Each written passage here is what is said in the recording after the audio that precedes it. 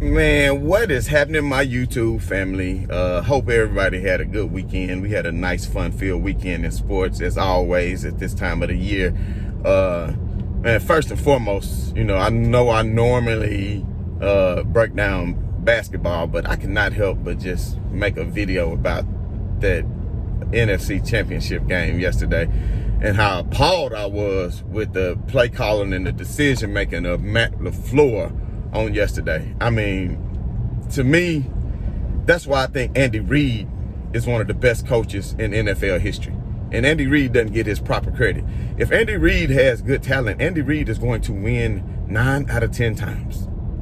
I'm just saying. There was a reason why he went to so many NFC Championship games with the Eagles. Donovan McNabb was not one of the best quarterbacks. I mean, he was good. T.O. was great. Don't get me wrong. They had talent. But at the end of the day, a lot of that was due to the coaching of Andy Reid. And the only reason I bring up Andy Reid is because, as you can see last week, he had the nerve and he had the gall to actually go for it on fourth and seal the game. Like, so many times these coaches play this such conservative ball that I just don't quite understand. And the play that I'm trying to focus in on is at the end of the game. And of course, it's all over Twitter and everywhere else. But the play at the end of the game, when it was 2.5 minutes left, and the Packers had first and goal from inside the 7 or 8 yard line, and then it ended up being like third and goal from like the 5. Third and goal from the 5. You are down by 8. There's only 3 minutes left. I understand you have 3 timeouts and a 2-minute warning. I do get that. And I understand field position, and I understand how you can flip the field and hope that you can get the ball back as well. I understand that, and I've seen it happen. And I know, especially teams with great defenses, like I can remember some of the great Titans defenses back in the day and some of the Baltimore Ravens defenses back in the day.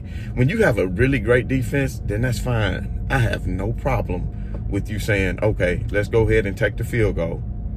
We're going to go ahead and take the field goal and then, make it a one possession game where we can come back and win with the touchdown, because I got a really great defense that I believe in, that I know can go out here and make the stop. But basically what Matt LaFleur was saying yesterday was that he trusted his defense more than he trusted his offense. And it's no other way around it. So I'm trying to figure out, how do you have Aaron Rodgers, who is supposedly one of the best quarterbacks of all time, and you're down in a down and goal situation with a few chances to get it in and to try to create the 2-point conversion, and you're right there and you don't go for it? That's what I'm trying to figure out. How can you be right there and not go for it? So basically, you're saying that you trust your defense more than your offense. And guess what? Your defense did not get it done. They could not come up with the stop to give Aaron Rodgers a chance to come back and to come back and win the game. They basically left him hanging.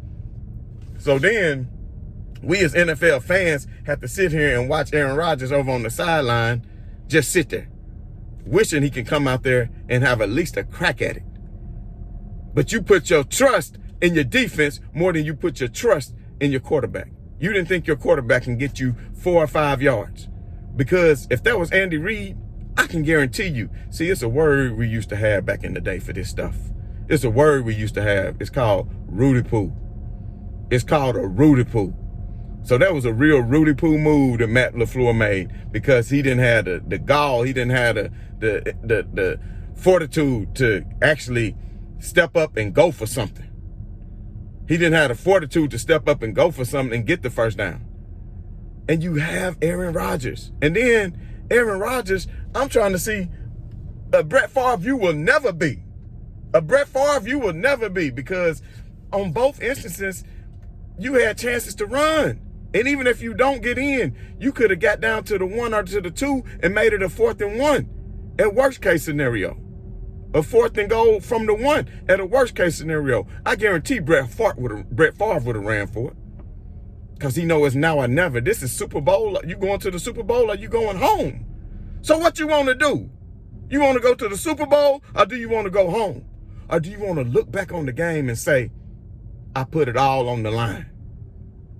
So Aaron Rodgers, can you really look back on that game Can you look back on the game and say, I put it all on the line. I left everything that I had in me out there on the field? Can you say that and be honest with yourself?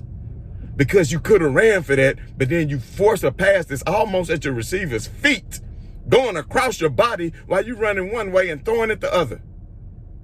Are you scared of the contact? Do you just think, oh, well, I can try it on fourth? Did you think you was going to get another shot on fourth down and that Matt LaFleur wasn't going to be a Rudy Poo and still give you another opportunity to go for it? I just don't understand the play calling, and I don't understand the decision making that led up to that. And then, of course, the way they gave up the touchdown right at the end of the half, they was basically in a cover one. They were in a cover one. And you know they tried. What did you think? See, that was a non-Rudy Poo move. What did you think? That they were just going to try to get a 10-yard out route?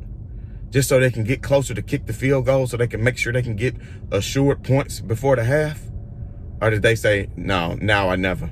But see, that's what make Tom Brady the GOAT. That's what make him the GOAT, because he recognized the defense. And then they go for it. You understand what I'm saying? So, and then I see a lot of people trying to compare LeBron James and Tom Brady. But see, what you don't understand is, how many times was Tom Brady favored in his Super Bowls? They both been to 10. They both been to 10. How many times was LeBron? See, this is a team sport. It's not golf and it's not tennis.